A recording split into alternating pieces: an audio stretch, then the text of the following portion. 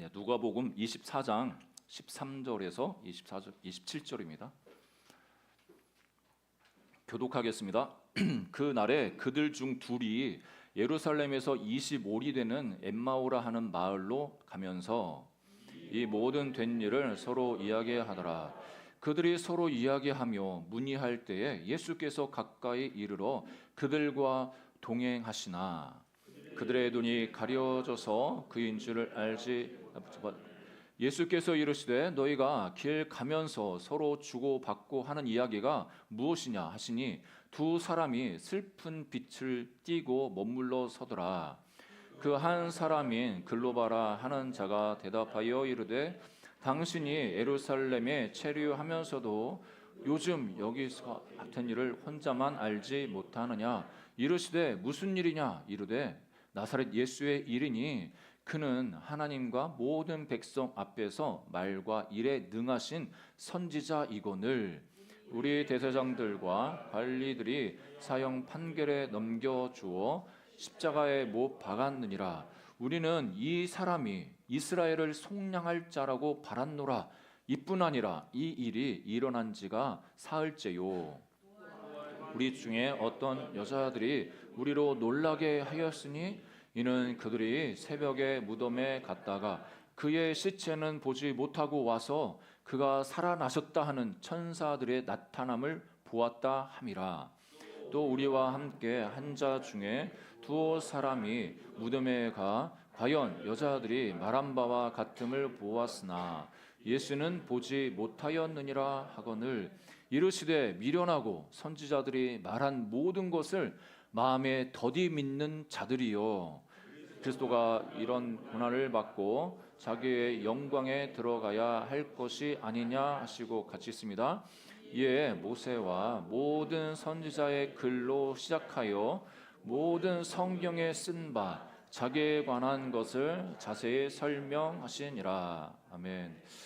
우리 그 사람의 인생 길에는 참 많은 것들을 만나게 됩니다. 기쁜 일도 있고 또 감격적인 감동적인 일들도 있지만 우리가 또 낙심될 때도 있고 절망스러운 그런 시간을 보낼 때도 있습니다.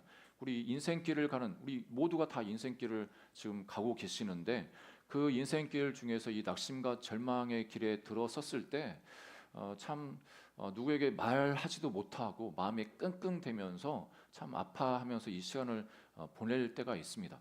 특별히 그런 시간에도 하나님께서는 우리를 찾아와 주셔서 회복하길 원하시는데 오늘 본문의 말씀을 보니까 이 엠마오로 내려가는 두 제자도 어떻게 보면 자기들이 기대했던 바가 전혀 이루어지지 않고 그냥 어떻게 보면 참 기대가 큰 만큼 실망이 컸다고 할까요?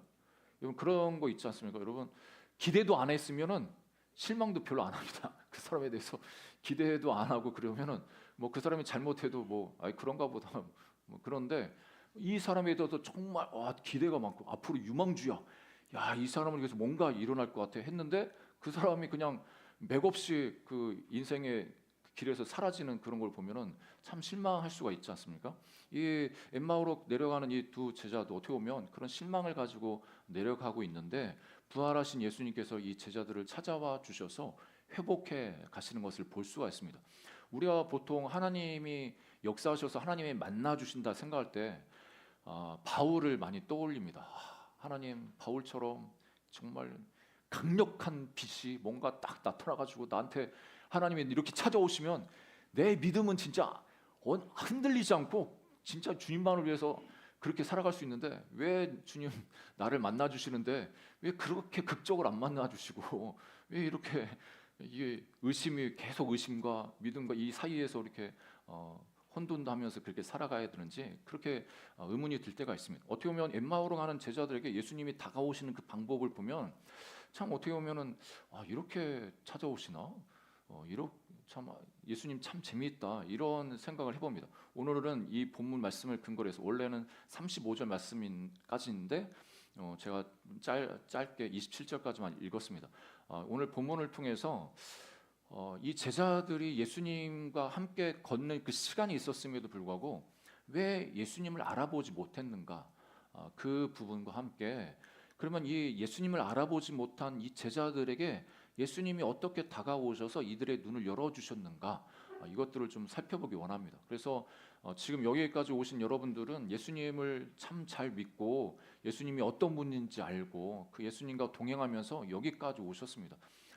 예수님을 보셨다고도 말씀드릴 수가 있는데 그 예수님을 지금도 잘 모르겠다. 예수님이 진짜 살아계시고 나와 함께 하시는지 그걸 잘 모르고 좀 혼란스럽다 하시는 분들은 오늘 말씀을 통해서 그 예수님이 어떻게 우리에게 찾아와 주셔서 예수님이 예수님인지 자신을 인식시키는지 어떻게 그렇게 하시는지를 좀 살펴보기 원합니다. 첫 번째, 눈이 가려진 제자의 모습을 우리가 살펴볼 수가 있는데 13절에 보니까 이 둘이라는 사람, 그들 중 둘, 그러니까 예수님의 12제자, 예수님의 제자면 우리는 12제자만 생각하지 않습니까? 그때 당시 예수님은 12제자 그룹만 있을 뿐만 아니라 그 예수님을 따라가는 70인도 있었습니다. 그러니까 70인 그룹을 예수님이 또 전도하러 이렇게 파송 보내는 그런 장면도 나오지 않습니까? 그것처럼 예수님을 따라가는 무리 중에 수많은 무리가 있었지만 그래도 코어 그룹이었던 12제자 그룹이 있고 그다음에 또 70인 제자 그룹이 있고 그래서 그 중에 한 2명, 여기 18절에는 글로바라는 사람 이름이 나오는데 이 글로바와 그 이름 모르는 한 사람 그 제자가 이제 엠마오로 내려갑니다. 엠마오는 예루살렘에서 25리나 떨어졌다고 하는데 우리 지금으로 하면 한 11km 정도 떨어졌다고 할 수 있겠죠. 저희 집에서 여기까지 한 6km, 7km 됩니다. 광주 우리 노일라 장로님 집에서는 한 10km 됩니까? 11km. 네, 그거보다 더 가까운 엠마오가 더 가까운 그 거기로 이제 내려가고 있는 이 상황에서 이 사람들이 되게 심각합니다. 여기서 14절에도 그렇고 15절에도 서로 이야기했다. 뭐 이야기하며 문의할 때 이렇게 표현하고 있는데 이게 단지 두 사람이 무료해가지고 서로 잡담하면서 뭐 여러 가지 이야기하면서 간 게 아니라 자기들이 예루살렘에서 기대했던 바가 이루어지지 않아가지고 정말 실망해서 이게 무슨 일이냐 혼란스러워하면서 자기 안에 있는 깊은 고민을 함께 나누는 그런 모습으로 이렇게 내려가고 있는 것입니다. 그럴 때 이제 예수님께서 이들을 찾아와 주셔서 그들과 동행하셨다 이렇게 표현을 합니다. 그런데 놀랍게도 부활하신 예수님이 이 제자 둘이 가고 있는데 같이 이렇게 동행하고 계시는데 이 제자들은 예수님을 몰라보는 거예요. 그 16절에 보니까 그들의 눈이 가려져서 그인 줄 알아보지 못했다 이렇게 표현합니다. 눈이 가려졌다고 이렇게 표현하는데 보통 여러분 예수님이 부활하셔서 부활체로 이렇게 변화됐다고 성경을 기록하고 있습니다.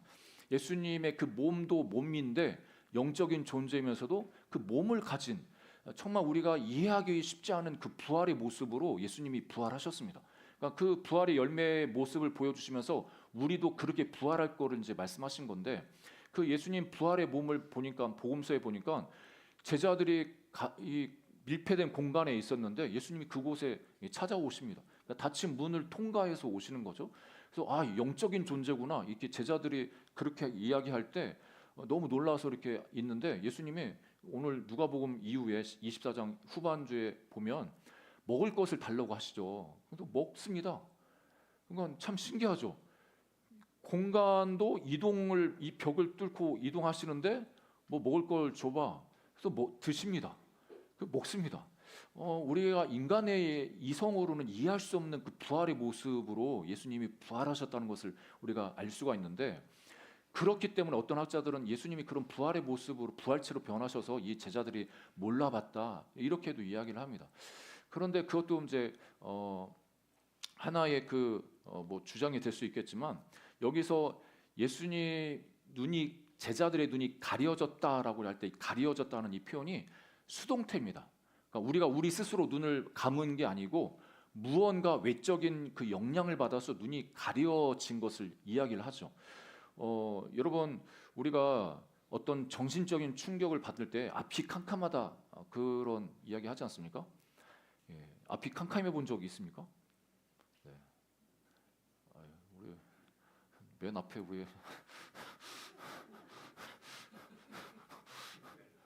딸이한테 좀 부담스럽네요. 저는 이 아이가 그 딸이 우리 시험 보면 이제 1차 뭐 어디 여러 군데 시험 이렇게 학교 쓰지 않습니까? 다른 학교 이렇게 떨어졌다고 할 때 저는 눈이 캄캄하더라고요.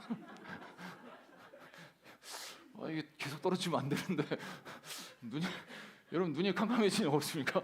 이 정신적인 충격을 받거나 뭔가 절망적인 이상만 되면은 앞이 캄캄해요.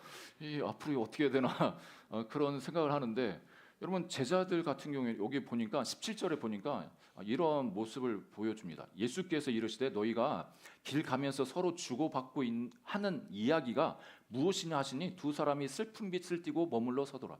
그러니까 이 사람들은 슬픔에 가득 차 있는 거예요. 뭐 슬픈 빛을 띄고 싶어서 띈 게 아니라 근본적으로 어떤 절망을 경험하고 있고 자기들이 기대했던 것들이 완전 수포로 돌아갔기 때문에 너무 절망스러워서 슬퍼하고 있는 겁니다. 그런 슬픔에 있을 때, 슬픔에 잠길 때 앞이 캄캄해질 수 있죠. 우리가 보이스피싱에서 그 자녀들 유괴 당했다고 자기 애 같은 목소리를 이렇게 들려주면 이 부모님들이 정신을 잃지 않습니까? 그래서 막 어떻게든 살리려고 빨리 뭐 돈을 인출해서 이렇게 주든지 해가지고 그런 어떻게 보면은 사기를 많이 당합니다. 어떻게 보면 이 제자들도 그럴 수 있겠구나 싶습니다. 왜냐하면 21절을 보니까 이 사람들이 기대하는 바가 뭐였냐면 21절에 우리는 이 사람이 이스라엘을 속량할 자라고 바랐노라. 그러니까 보통 유대인들 그때 당시 예수님 당시 유대인들은 예수님 제자 그룹도 그렇고 예수님을 따라다닐 때 이 예수님이 로마로부터 우리를 좀 해방시켜 줄 수 있는 메시아가 아닌가, 그리스도가 됐으면 좋겠다. 그래서 예수님이 오병이어 기적을 베푸셨을 때 사람들이 예수님을 왕 삼으려고 하지 않습니까? 우리 왕이 되라고. 그럴 정도로 이 예수님에 대해서 민족적인 관심, 어떻게 보면 정치적인 어떤 기대, 이것들이 너무나 높은 거죠. 우리도 그렇지 않습니까? 우리 민족이 좀 더 잘 되기 위해서 좋은 리더가 세워주면 좋겠다. 좋은 대통령 뽑히면 좋겠다. 이런 마음이 누구나 다 있는데 이때 당시에 로마 속국이었던 이 유대인들, 이스라엘은 더더욱 이 메시아에 대한 갈망이 컸습니다. 그래서 이 예수님이 그렇게 우리를 구원해 주실 것들을 기대하고 있는데 웬걸 이 예수님이 붙잡히시고 억울한 재판을 당하시고 십자가에서 죽으신 겁니다. 그 예수님을 쫓던 그 수많은 사람들이 얼마나 슬퍼했겠습니까? 어떤 부분에서는 또 분노가 일어날 수 있습니다. 기대했던 것들이 안 이루어지면 또 사람 마음에 분노가 또 치밀어 오릅니다. 이 사람들의 복합적인 어떤 감정이 이 말씀에서 우리가 찾아볼 수가 있는데 아무튼 이런 것 때문에 예수님을 못 볼 수도 있지만 궁극적으로 성경학자들은 하나님의 구원의 역사를 이루시기 위해서 잠시 잠깐 눈을 가두셨다고도 이야기를 합니다. 그리고 우리가 하나님을 본다고 할 때는 믿음이 있어야 그 하나님을 볼 수가 있는 것을 알 수가 있습니다. 이 본다는 게 눈은 시각적으로 그냥 예수님이라는 존재를 본다 이런 차원보다는 예수님이 어떤 존재인지 깨닫는다 이런 의미가 더 있죠. 여러분 이 땅을 살아가는 수많은 사람들 하나님 본 사람 없습니다. 요한복음에도 이 세상에 하나님을 본 사람이 없으되 그 하나님의 안에 아버지 안에 감추었던 그 독생하신 하나님이 나타나셨다고 하는데 예수님이 하나님이 어떤 분인지를 예수님을 통해서 보여주셨다고 말씀하시죠. 그러니까 하나님을 본 사람이 없지만 예수님을 봤다면 그 예수님을 만났다면 하나님을 본 거나 마찬가지라고 가르쳐 주십니다. 여러분 예수님을 만나셨습니까? 예수님 만나셨습니까? 예, 만나시기를 축복합니다. 제가 어떤 주중에 어떤 통계 자료를 보고 좀 충격에 빠졌습니다. 보통 이제 교회에서 우리는 예수님 믿습니다. 그 구원의 확신이 있습니다. 이걸로 이제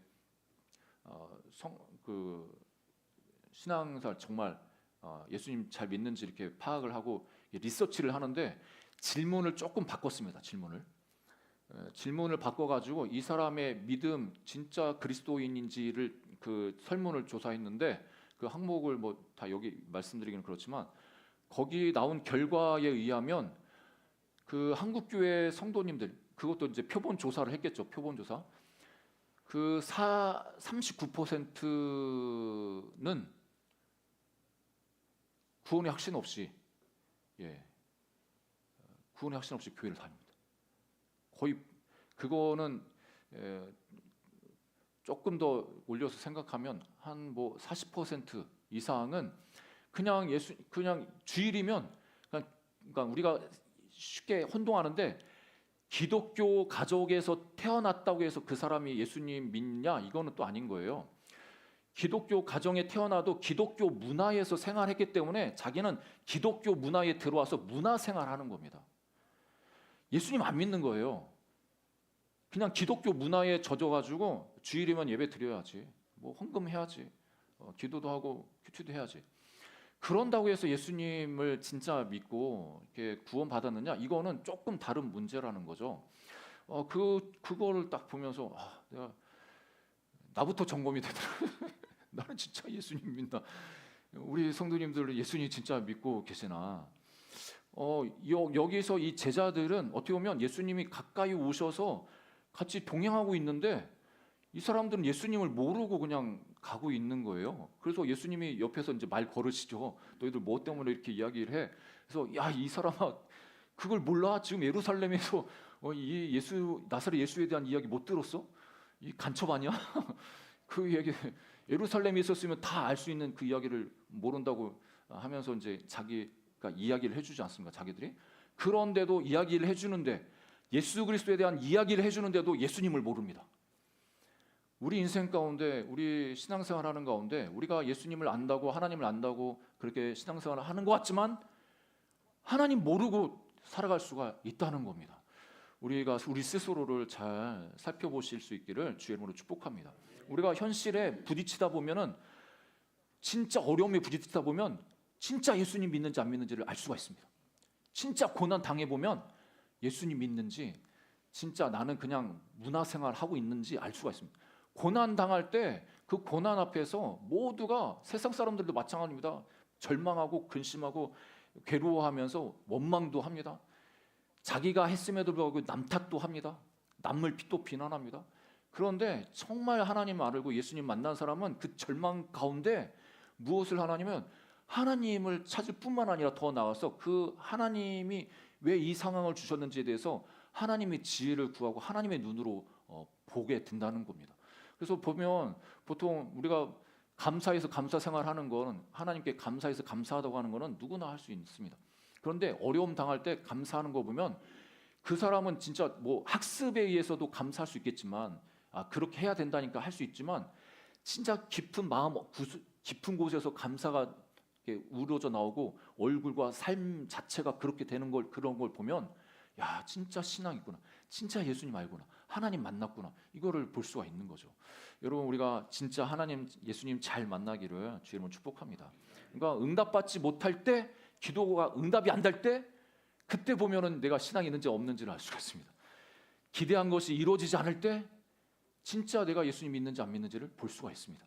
그러니까 그 예수님과 동행했던 이 제자들도 한순간에는 그 영적인 눈이 가려져 가지고 믿음으로 그 예수님을 볼 수 없었지만, 결국에 예수님이 찾아와 주셔서 말 걸어 주시고 또 말씀을 설명해 주시면서 이 눈이 열리기 시작합니다. 오늘 보니까 문을 열어주시는 예수님의 모습이 25절 이후에 나오는데 31절에 보니까 결론적으로 이렇게 이야기를 합니다. 그들의 눈이 밝아져 그인 줄 알아보더니, 그건 참 신기하죠. 어떤 순간이 되니까 이 제자들의 눈이 밝아져서 알아보더라. 늘 예수님은 그 자리에 계셨습니다. 함께 하고 계셨습니다. 그런데 몰랐다가 어떤 순간에 되니까 그 눈이 밝아져서 이제 이분이 예수님이구나, 이거를 알게 된 거예요. 그거를 발견한 즉시 예수님, 부활하신 예수님은 또 사라져 버립니다. 좀 재밌지 않습니까? 왜 사라져 예수님? 그냥 부활하신 그걸 알게 됐으니까 같이 기뻐하면서 좀 있으시면 어디 덧나나? 그리고 저 이 말씀을 보면서 예수님이 참 재미있으신 게, 이게 자기가, 여러분들도 생각해 보세요. 제가 예수님이라면 부활을 했지 않습니까? 부활했으면 이제 게임 끝난 겁니다. 나를 못 박은 사람들 쫓아가가지고 야 나 부활했다 보여주면서 막 뭐라고 좀 하고 할 수도 있을 것 같은데, 그리고 내가 부활했으니까 부활한 그 몸으로 제자들한테 찾아가가지고 뭐 이런 비겁한 자식들 하면서 너희들이 나를 떠나 나 이렇게 부활했다고 이렇게 하면서 뭐 그냥 부활한 즉시로 찾아가가지고 다 그렇게 하실 것 같은데, 아니 예수님 그렇게 안 하고 이 제자들 이렇게 풀이 죽어가지고 절망 가운데 내려가는 그 제자들한테 가가지고 뭐 이렇게 놀래켜 주시는 것도 아니고, 처음에 자기를 이렇게 가리셨다가 얘들이 무슨 얘기 하나? 나에 대해서 뭔 얘기를 하지? 이렇게 좀 들어보시다가 그러다가 이제 좀 시간 지나니까 너희들 뭔 얘기하는 거야? 그래서 이제 예수님이 또 자기에 대해서 또 이렇게 설명을 쭉 해주시는 거 아니겠습니까? 예수님이 어떤 사람은 바알과 같은 사람한테는 빛처럼 임하셔가지고 강력하게 그 사람을 굴복시켜서 하나님 믿게 하시는 경우도 있고, 어떤 경우는 오셨는지 안 오셨는지 예수님이 계신지 안 계신지 그것도 잘 모르고 이런 상황 가운데 이렇게 스며들듯이 오셨다가 조곤조곤 이게 예수님이 이제 깨닫게 하시고 하나 둘 깨닫게 하시고 가면서 또 예수님께서도 이끌어 가시는 그런 경우를 이제 볼 수가 있습니다. 그러면서 25절에 예수님께서 이들의 눈을 어떻게 밝혀 주시느냐면 25절 말씀 우리 함께 읽어볼까요? 시작. 미련하고 선지자들이 말한 모든 것을 마음에 더디 믿는 자들이요. 예, 저는 당연히 예수님은 이 말씀을 하실 자격이 있다고 믿습니다. 이거보다 더 세게 말씀하셔도 괜찮으신데 이 미련한 놈들아 그렇게 하실 수도 있는데 좀 유하게 말씀하셨죠. 이 미련하고 선지자들이 말한 모든 것을 마음에 더디 믿는 자요. 그러니까 예수님은 안타까우신 겁니다. 내가 살아생전에 그렇게 얘기했는데 그거 귓등으로 듣고 기억도 못하고, 그 안타까움에 이렇게 말씀하시면서 이제 자기 자신에 대해서 이제 소개를 하시죠. 26절에도 그리스도가 이런 고난을 받고 자기의 영광에 들어가야 할 것이 아니냐 하시고, 이에 모세와 모든 선지자의 글로 시작하여 모든 성경에 쓴 바 자기에 관한 것을 자세히 설명하시니라. 예수님 이때 당시에는 예수님에 관한 글이 없었죠. 뭐 복음서도 없었고 서신서도 없었고 신약 성경 자체가 없는 거예요. 예수님이 여기서 말씀하는 모세와 모든 선지자의 글, 이건 우리가 가지고 있는 이 구약 성경을 이야기하는 겁니다. 그러니까 우리는 구약 성경을 조금 가볍게 생각하는데, 여러분 구약은 예수님을 향해서 예수님이 어떤 분이냐, 예수님이 오실 예수님이 어떤 분이냐를 계속 예표하고 있고 예언하고 있습니다. 그러니까 이 모세 오경 율법서뿐만 아니라 선지서, 시가서, 이 모든 역사서 속에서 예수님 앞으로 오실 구원자가 어떤 존재인지에 대해서 그렇게 예언을 하고 있는데, 그 예수님 오시기 전에 700년 전에 사역했던 이사야 선지자를 통해서 예수님에 대해서 이렇게 이렇게 예언을 하시죠. 우리가 잘 아는 말씀인데 이사야 53장 3절에서 7절 말씀입니다. 우리 함께 눈으로 따라오시면서 읽었으면 좋겠습니다. 이 이사야 선지자는 앞으로 오실 메시아 그리스도는 다른 분이 아니라 고난당하는 메시아야, 이거를 말씀하는 거죠. 이스라엘 사람들은 강력한 사람들을 원했습니다. 강력한 왕, 다윗과 같이 군사적으로, 정치적으로, 외교적으로 정말 힘 있는 그런 강한 그 리더를 원했는데, 이사야는 앞으로 오실 그 메시아 그거 진짜 볼품없는 사람의 모습으로 올 거야. 그리고 고난당할 거야. 이렇게 말씀하는 거예요. 우린 이해가 안 되죠. 우리가 인간의 생각, 우리가 생각하는 구원의 방식이랑 하나님이 우리를 구원해 나가시는 구원의 방식이랑 너무나 차이가 있는 겁니다. 그래서 3절에 보니까 그는 멸시를 받아 사람들에게 버림을 받았으며 간고를 많이 겪었으며 질고를 아는 자라. 마치 사람들이 그에게서 얼굴을 가리는 것 같이 멸시를 당하였고 우리도 그를 귀히 여기지 아니하였도다. 그러니까 여기서 나오는 간고와 질고라는 이 단어가, 간고 같은 경우에는 이 정신적인 고통 아니겠습니까? 이 고상 비탄에 빠져 있는 그런 상태, 간고. 그다음에 질고 같은 경우에는 이 되게 육체적인 그 질병, 고통스러운 그 질병을 당할 때 질고를 당한다고 합니다. 그 질고를 안다. 그 메시아는 그 메시아는 우리가 당하는 정신적 고통, 육체적 고통을 아시는 분인데, 그런데 이 땅에 오셔서 멸시를 당하실 거야. 그것도 누구한테 멸시를 당하냐? 이방 민족도 아니고 우리도 그를 귀히 여기지 아니했다. 이 표현에서 하나님 백성이라고 하는 이스라엘 백성들을 향해서도 예수님이 귀히 여기지 않는 거예요. 여러분, 이때만 그런 게 아니라 지금 시대를 살아갈 때도 그리스도인이라고는 우리들이 자칫 잘못하면 우리의 주인이신 하나님을 어떻게 보면 귀히 여기지 않게 살아갈 때가 있습니다. 존중해 드리지 않을 때가 많습니다. 뭐 하나님 모르는 사람, 예수님 부인하는 사람들이 예수님 조롱하고 하나님 조롱하는 거는 그거는 그 전에도 있었고 그거 아무것도 아닙니다. 그런데 하나님 백성이라고 하는 크리스천들이 하나님을 귀히 여기지 않을 때가 많다는 거죠. 그래서 4절에 보니까 그는 실로 우리의 질고를 지고 우리의 슬픔을 당하였거늘 우리는 생각하기를 그는 징벌을 받아 하나님께 맞으며 고난을 당한다 하였노라. 그러니까 예수님이 잘못해서 고난당하는 게 아니라 그분은 흠 없는 분이지만 우리를 위해서 우리의 질고를 대신 지시고 우리의 슬픔을 대신 당해 주시고 우리가 받아야 될 그 징벌을 하나님께 대신 받아 주시는 거죠. 여러분, 우리가 이 세상 살면서 세상에 공짜가 없다라는 말을 자주 합니다. 진짜 세상엔 공짜가 없습니다. 자기가 한 거에 대한 책임을 져야 됩니다. 자기가 한 거에 대한 책임을 안 짓기 때문에 또 문제가 발생하는 경우가 많이 있습니다. 뭐 우리가 하는 관계에 있어서도 그렇고 우리가 하는 언어, 생활, 재정, 뭐 시간, 육체 관리도 마찬가지고. 세상에 공짜 심은 데도 거둡니다. 예전에 몇 주 전에 건강 검진을 받았는데 결과가 이번 주에 나왔거든요. 이번 주에 그냥 대충 먹고 라면 좋아해서 라면도 자주 먹고 그랬는데 이 콜레스테롤이 이게 안 되겠구나 싶어가지고 건강하게 먹어야겠구나. 사람이 이게 몸도 마찬가지 아닙니까? 자기가 뭘 평소에 먹었냐, 과거에 뭘 먹었냐가 어떻게 보면 내 상태를 지금 이제 그 결과가 나오는 거죠. 그러니까 뭐든지 그 책임이 따르는데 그 공짜가 없는데 우리가 가지고 있는 그 죄에 대한 이 부분에 있어서 그 죄 때문에 우리가 죽어야 마땅합니다. 그게 정이고 그게 공의인데 그렇지만 예수님이 대신 값을 치러 주신 거죠.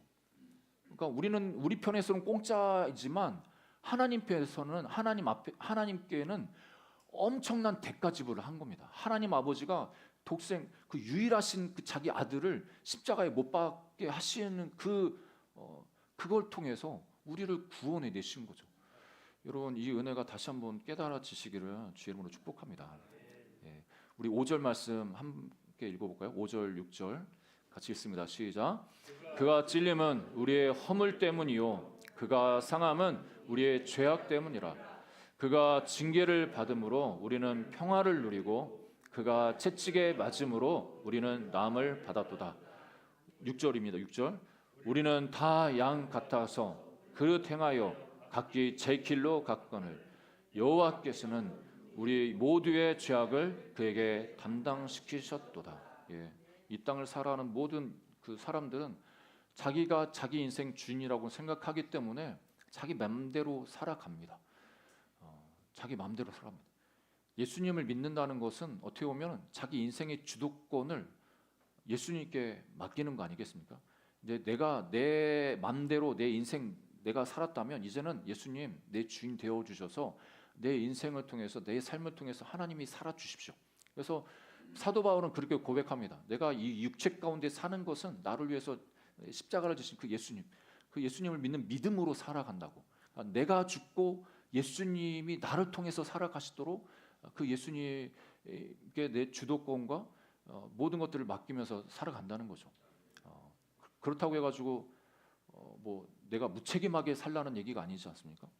하나님이 나에게 맡겨주신 자녀, 가정, 재정, 건강 이거는 청지기로서 내가 그거를 잘 관리할 책임이 있는 겁니다.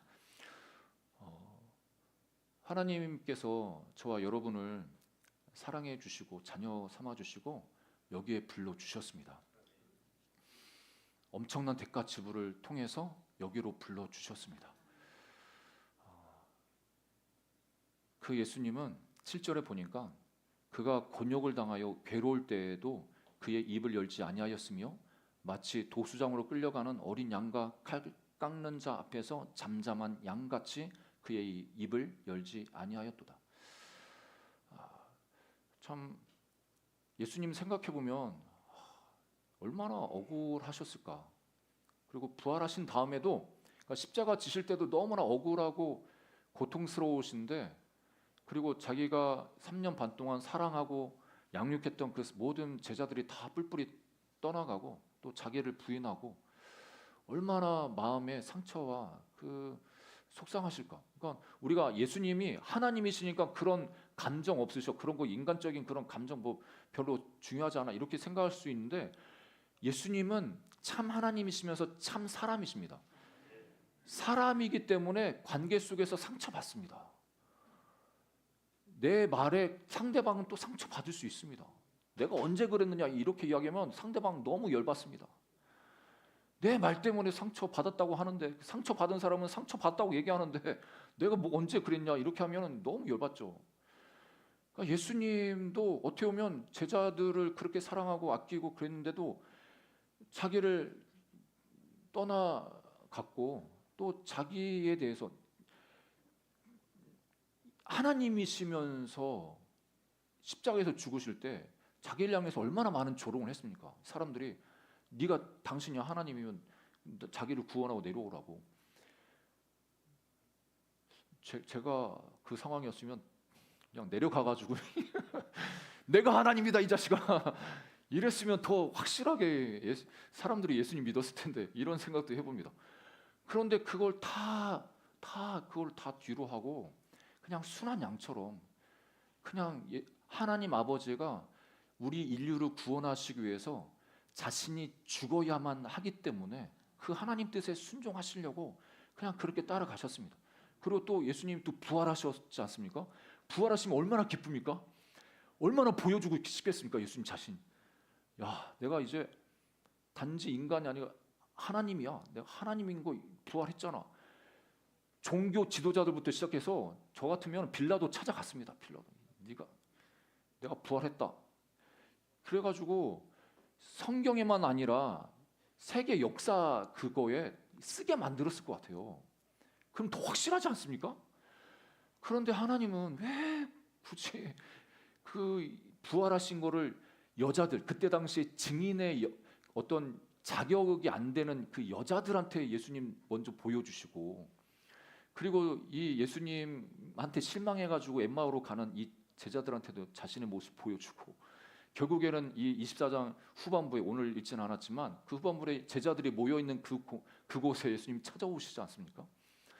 예수님의 이런 방법을 생각하면 우리가 다 이해할 수는 없지만, 하나님이 한 사람 한 사람을 사랑하셔서 구원해 내시는 그 하나님의 경륜은 우리가 다 이해할 수는 없지만 그래도 하나님의 깊은 뜻이 있음을 우리가 신뢰할 필요가 있습니다.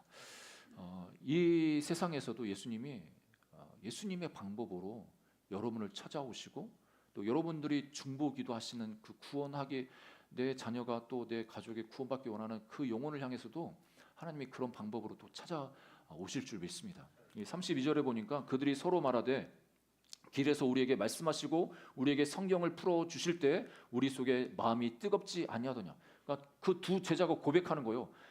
예수님이 길에서 성경을 풀어 주시는데 우리 속에서 마음이 뜨거워졌대. 예수님은 성경을 통해서 자기를 입증 안 하시고 그냥 부활하신 그 모습 자체로 이 제자들한테 나타나서 나 부활했다 이렇게 해도 확실할 텐데, 굳이 구약을 다 설명해 가시면서 구약의 그 성경의 말씀을 통해서 자기 존재가 어떤 존재인지 가르쳐 주시고, 그렇게 그 영혼들이 믿음을 갖도록, 그 제자들이 믿음을 갖도록 인도하신 겁니다. 여러분, 이 시대에도 하나님이 우리를 찾아오실 때 우리는 꿈과 환상, 어떤 엄청난 경험 이거를 바라고 그것을 쫓고 있는데, 하나님은 의외로 여러분 이미 기록된 이 말씀을 통해서 여러분을 찾아오길 원하십니다. 그래서 우리가 하나님 말씀을 읽고 묵상하는 이 과정이 하루하루가 너무 귀찮고 너무 이거 안 해도 뭐 잘 살 수 있는데 이렇게 하실 수 있는데 여러분 그 하나님 말씀 읽으면서 묵상하면서 이것이 여러분의 심령에 정말 이 성경이 풀어져서 우리 마음이 뜨겁게 되어지는 그런 역사가 있기를 주의 이름으로 축복합니다. 그런 일이 그런 역사를 통해서 우리가 하나님을 알게 되고 하나님 본 것이고 하나님을 만난 것이고 그것을 통해서 하나님이 주시는 그 풍성한 삶을 또한 누려 나갈 수가 있습니다. 말씀의 결론을 맺으면 여러분 부활의 주님이 엠마오로 가는 이 제자들을 만나 주시는 장면이 오늘 본문이었습니다. 그 예수님께서 처음부터 자기가 부활했다고 부활의 존재로 이렇게 보여주신 게 아니라 처음에는 그 제자들의 눈이 가려져 있다가 이 성경을 풀어 주시면서 모세오경과 선지서와 그 성경에 기록된 자신의 말씀을 그 성경을 통해서 풀어 주시는 그 과정을 통해서 그 마음의 눈을 열어 주셨고 믿음을 갖게 해 주셨고 그래서 그랬을 때 그들의 눈이 열려서 부활하신 주님을 보게 되었습니다. 여러분 이런 은혜가 우리 모두의 삶 가운데 있기를 축복합니다. 여러분 이만수 목사님이라고 여러분 잘 들어보셨을 겁니다. 간증으로도 많이 이렇게 이야기하셨는데 이 한국계 캐나다인이시죠. 이분이 1997년 이때부터 18년 동안 북한에 이렇게 왔다 갔다 하시면서 대규모로 인도주의적인 그런 사역을 하셨습니다. 그럴 때 이제 2015년도에 1월달에 갑자기 이제 체포가 되시죠. 그래서 노동 교화형을 받으시고 감금되십니다. 자그마치 31개월 동안 이렇게 묶여 있으시다가 2017년 8월달에 이제 풀려나시는데 이분이 이제 북한에 억류되어 있어서 이제 감옥 독방에 있으면서 자기의 그 이야기를 하시는데 여러분 독방에 갇혀 있을 그런 상황이 얼마나 이제 고독하시고 두렵겠습니까? 절망 가운데 내가 뭐 나쁜 짓 하다가 그런 것도 아니고 정말 북한 영혼을 돕고 북한을 돕기 위해서 또 복음 전하기 위해서 그런 일을 했는데 그렇게 독방에 갇혀 있으니까 매일매일 너무 답답하고 기도를 해도 하나님이 진짜 나와 함께 하시는지 느껴지지도 않고 그런 절망의 시간을 보내십니다. 기도할 힘조차 없는 거죠. 이런 독방에 갇히면 하나님 찾을 것 같죠. 하나님 찾으면 위로해 주시고 막 이렇게 품어 주시고 그런 경험을 하실 것 같죠. 이만수 목사님 이 독방에서 너무 괴로운 거예요. 너무 괴롭고 뭐 언제 또 풀려날지 모르고 이런 상황에서 특별히 이 마음 속에 주님이 이 말씀을 딱 생각나게 하시면서 깨닫게 하시면서 이 말씀이 믿어지기 시작했습니다. 그게 뭐냐면 요한복음 14장 18절에 내가 너희를 고아와 같이 버려두지 아니하고 너희에게 오리라. 고아와 같이 버려두지 않겠다. 뭐 이미 우리는 늘 들었던 말씀인데 이 이만수 목사님에게는 이 말씀이 그냥 지적으로 정보로 그냥 성경의 한 구절로 다가온 게 아니라 하나님의 음성으로 다가온 거예요. 내가 너희를 고아와 같이 버려주자. 그치. 하나님이 나를 지금 이 공간에 고아처럼 버려두지 않고 하나님 함께 하시지. 이런 확신 가운데 이 마음의 눈이 열리면서 두려움이 그때부터 사라지고 주님이 자기 옆에 자기 안에 계신 것 그것들이 깨달아지면서 평안 가운데 그 시간을 보내셨다고 고백을 하십니다.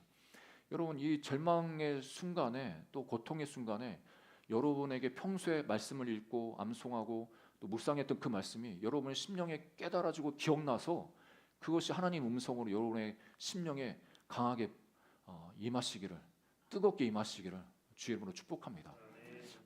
저도 하나님의 사랑에 대해서 흔들릴 때가 많이 있었습니다. 내 신앙을 생활을 보면 사춘기 때 그 어렸을 때 성령세를 받고서도 방언을 그 말하는 그 방언의 은사를 받고서도 계속 신앙 상태가 좋지 못하니까 하나님이 진짜 나를 사랑하시나 그런 의심이 들 때 저는 개인적으로 로마서 5장 8절이 저의 마음 하나님이 나를 사랑하시는 그 사랑의 마음에 대해서 이제 더 이상 의심이 안 가게 했습니다. 의심이에요. 그리스도께서 우리를 위해서 십자가에서 죽으심으로 우리를 향한 하나님의 사랑을 확증했다고. 그러니까 저는 그 십자가 예수님의 죽음 이외에 다른 거를 너무 바란 거예요. 하나님 기적적으로 저한테 찾아와가지고 음성 들려주시면 내가 하나님 사랑하는 거 이거 안 흔들릴 텐데 좀 그것 좀 주세요. 막 이런 거 막 다른 거 이런 걸 구했는데 하나님이 이 말씀으로 내 심령에 뜨겁게 역사하셔서 십자가면 됐지. 하나님 날 사랑하시는 게 십자가로 증명됐는데 뭘 더 원해? 이런 확신 가운데 더 이상 그 이후에는 신앙생활의 방황, 뭐 이런 하나님의 사랑에 대해서 의심이나 방황을 해본 적이 없습니다. 여러분, 하나님께서는 여러분의 인생 가운데 이렇게 말씀으로 찾아오길 원하십니다. 여러분을 만나 주십니다. 그 하나님을 기대하시고 그 하나님과 동행하는 우리 모두가 되기를 주의 이름으로 축복합니다. 시간 말씀에 함께 기도했으면 좋겠습니다. 여러분 지금 어떤 낙심의 길을 걷고 계십니까? 절망의 길을 여러분 걷고 계시지는 않습니까? 하나님께서는 그 전에도 여러분과 함께 하셨고 지금도 함께 하고 계십니다. 어려움 당하는 그때만 그때는 안 계시고 이게 아니라 지금 우리와 함께 하고 계시고 그때도 함께 하셨고 또 앞으로도 우리와 함께 하고 계십니다. 단지 우리는 그 함께 하시는 그 하나님을 몰라보는 것뿐입니다. 아니면 더 나아서 인정하지 않고 있기 때문에 그렇습니다. 말씀을 통해서 내가 너와 항상 함께 하겠다고. 예수님이 부활해서 승천하실 때 마태복음 28장 20절에도 내 세상 끝날까지 내가 너희와 함께 하리라고 말씀하셨습니다. 약속하셨습니다. 또 성령을 통해서 우리 안에 이미 와 계시다고 말씀하십니다. 그 하나님을 인정해드리고 존중해드리고 그 하나님을 높여드릴 수 있는 우리 모두가 되시기를 주의 이름으로 축복합니다. 주여 우리 안에 하나님을 볼 수 있는